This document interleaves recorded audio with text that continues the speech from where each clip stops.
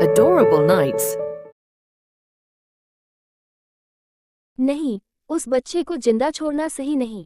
बड़ा होने के बाद वह मुझे सांस नहीं लेने देगा। नहीं नहीं, शक्तियां भंग होने के बाद भी वह बहुत शक्तिशाली है।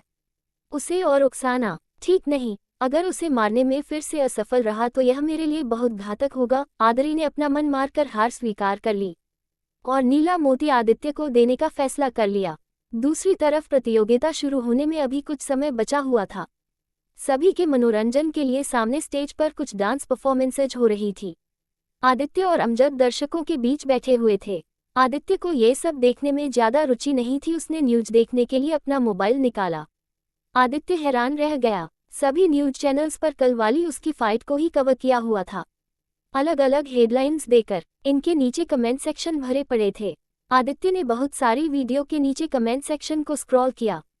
उसने लगातार बस स्क्रॉल ही किया। कमेंट सेक्शन तो बातों से भरे पड़े थे, जैसे पूरा शहर बस इसी बात पर चर्चा कर रहा हो।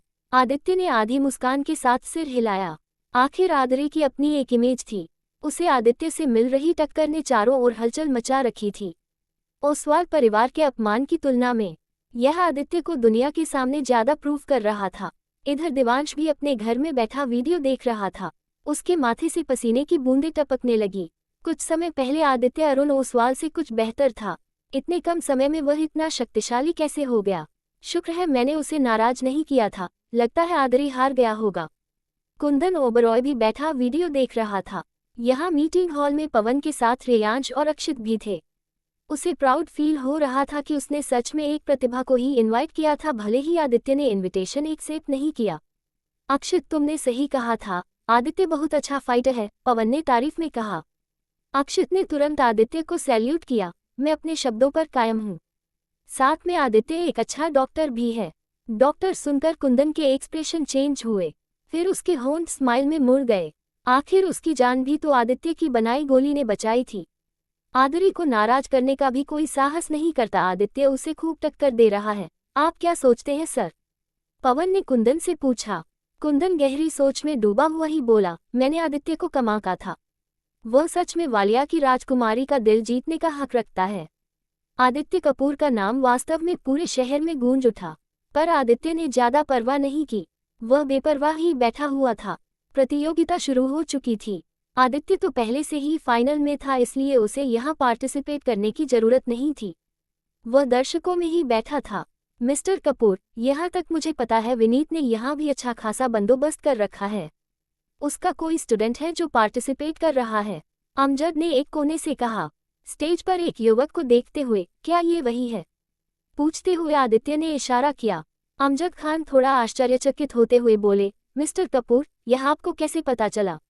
आदित्य ने हंसते हुए कहा, उसका दवा बनाने का तरीका परफेक्ट है।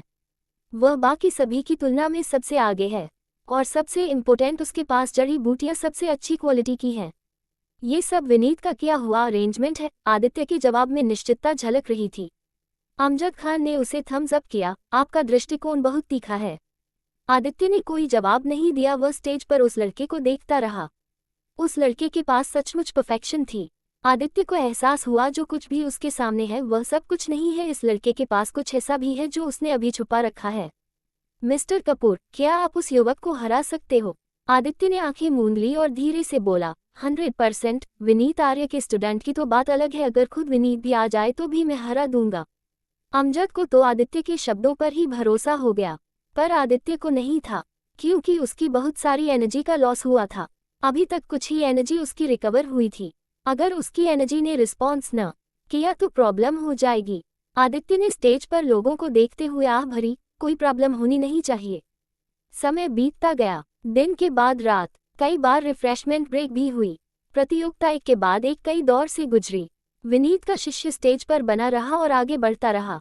सुबह के समय फाइनल में पहुंचने वालों के नाम अनाउंस हुए। विनीत के स्टूडेंट के साथ 3 और लोग फाइनल में पहुंचे। आदित्य के साथ कुल मिलाकर 5 लोग। दोपहर तक का ब्रेक था। आदित्य और अमजद ने भोजन के लिए एक टेबल बुक किया। रेस्टोरेंट में विनीत भी बाकी जजों के साथ बैठा हुआ था।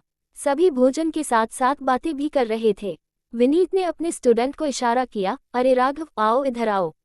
राघव बहुत ही कॉन्फिडेंस से चलता हुआ उनके पास आया और बोला, सभी जजों को नमस्कार। हे राघव, ज्यादा फॉर्मल होने की जरूरत नहीं। हाँ, हम सभी ने तुम्हारी प्रतिभा को देखा है।